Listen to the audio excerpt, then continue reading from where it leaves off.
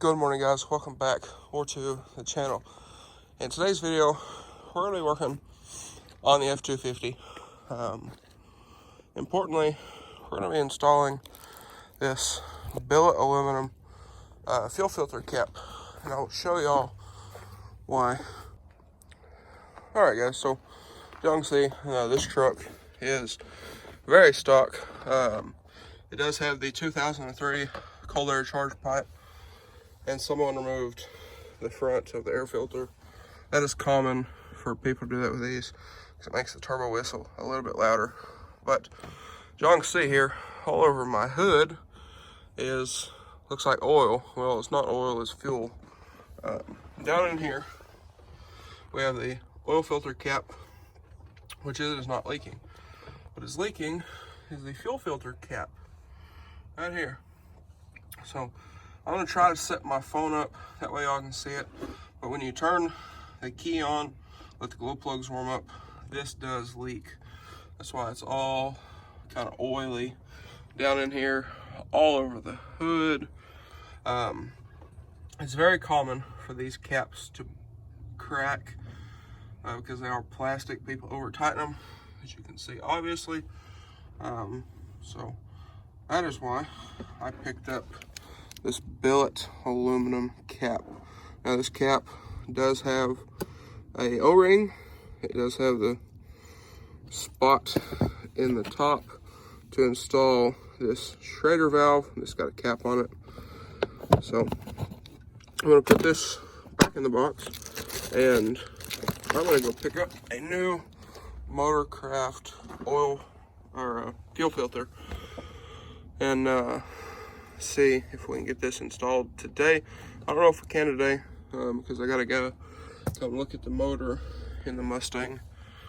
So I don't know if I want to make it today, but I have it ordered. I just gotta go pick it up. So we'll get that installed in today's video. But as you can see, all of the oily residue everywhere because that has been leaking. So I'm gonna try to set my phone up to where y'all can see it, but if not, we'll just I just end the clip here. Alrighty, guys, so it is now the next day. We actually stood around talking to that one guy till like 10 o'clock last night. But anyways, enough of the Mustang stuff. But we just picked up the new Motorcraft filter. I believe there's a part number for you guys if y'all need that. But we're gonna go home, we're gonna change this filter out, pull the Mustang out of the shop, put the red truck in there, let it cool off a minute, and then we'll install this new filter with the billet cap. Alright, guys, so I just decided I'm gonna change this top one right here in the driveway. So I'm not gonna mess with pulling the Mustang out and all that for right now. We will when I do the one mounted over here on the frame. But anyways, what I'm gonna do is I'm gonna get a 1/2-inch socket and extension to try to get that guy out. And if not, I'll probably get a crescent wrench. Cause I don't care if I mess that cap up. It is, well, it's toast. So I'm also gonna take this guy, the new billet cap. I'm gonna take it down there, find a socket that matches this. That way we can put it on nicely. I'm gonna find an Allen head that fits that guy, and then a socket that fits the little Schrader valve down there. That way I can bleed that out for the most part, and then I'll put this little cap back in there. So I'm gonna run down here, grab some tools. I'll probably take the blue truck down there because I'm gonna grab some a bunch of stuff. But we'll get started, and I'll show y'all kind of what to do step by step, but it is pretty easy process. Alright, so my grandpa's going to grab a couple tools. He said he knows all the different sizes and stuff that we need, so I will go over that. He used to work at International when these were, well, new, so he knows all that, so I'm gonna let him grab some tools and whatnot. He's got the new cap and all of that. But there are some things I wanted to check over here. I want to check these focus charge pipe clamps, make sure they're good and tight, because these are the two, this one and this one up here are the two that this truck kept blowing off. So I want to check these, make sure they're tight and good, check the oil, that kind of thing. And also, this will probably be a video coming up pretty soon, but I think I need new headlights. So that tab is completely gone. This one's broken off. Someone has repaired these before, but as you can see, it didn't hold up. And the whole, like this whole deal is, like the grill moves, the headlight moves, the core support moves. We'll get into that another day. But I'm gonna check all this stuff, make sure everything's good, and then we'll start on that cap. All right, and one more thing real quick is these filters, Watercraft, I believe they were like 50 something bucks at Advance. There is the part number for you guys. I believe these are recommended to change every 10 to 15,000 miles. So I believe this one is the engine mounted, and this one I believe goes on the frame rail down here, and this one does come with a new O-ring. This one does not come with an O-ring because the cap has an O-ring on it, and I don't think you're supposed to change it. But being that the new billet cap comes with a new O-ring, we're gonna go ahead and change it. So anyway, just thought I would clear that for a second, but I could be wrong, so I'll let you guys know. All right, guys, so we got a little stool here, but I want to hop up here and I'm gonna show y'all everything, kind of all the tools and whatnot.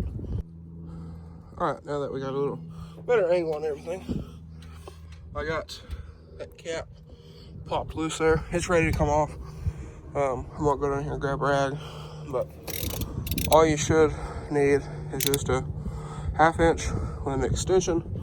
It'll be kind of tight, but not super tight. So go ahead and pop it off the Schrader valve right here. Takes an 11. Our billet cap takes a 15/16, and then you'll need, I don't know what size Allen key this is, but you'll need that Allen key for the cap in there. So that should be all you need for up here, and a rag or two. But I'm gonna pull this filter up out of here, let it be draining, that way we don't make a huge mess. So after you get it all loosened off, it'll be kind of tight, but after you get it loosened out, you'll be able to pop the cap off, and the filter might stay with it, it might not. Just kind of let it shake it out a little bit, let it drain, because this will be full of fuel. Let that drain out, and then go ahead and set it aside. Also, one more thing, before you install the new filter, pay attention to how the old filter, I think it's laying on the tire, pay attention to how the old filter comes out. In my case, this side was up, and the larger open hole was facing down. Alrighty, guys, so I got the new billet cap on. It is tight, except for that little screw there. I'm gonna take it out, put the Schrader valve in, but before we do that, we're gonna go ahead and change the one down on the rail over here. I'm not gonna film that, because that'll be a mess. But we decided to change it here in the driveway to try not to make a huge mess in the shop. We're gonna set one of them pieces of plywood from the other day that I moved around, which cleaning out the shop. I don't know if that video will be out yet, but we're gonna set that big piece of plywood down here in the driveway and get it changed. But when after we do that, I'll pick back up. But I'm gonna put that strainer valve in here. I'm gonna do that while he's changing that down there, because I can't get up in there sitting in the driveway. But I'm gonna put the strainer valve on. I want to tighten it up, and then once we get that one done, we'll prime this up. It shouldn't have lost very much prime, but we're gonna do that just to make sure. And then after that, we'll put that little cap back in right there, and we should be good to go. Check for leaks and all that kind of thing. But one more thing is to make sure your O-ring isn't pushed out anywhere, and try to put all of this on by hand. It'll be kind of tough because that filter down there, it sits into little splines. I think I got the old filter over here. I'll show you guys. But them little splines, yep, there it is. Them little splines, I don't know if y'all can see that. There's little splines down in here, and it sets in kind of one way.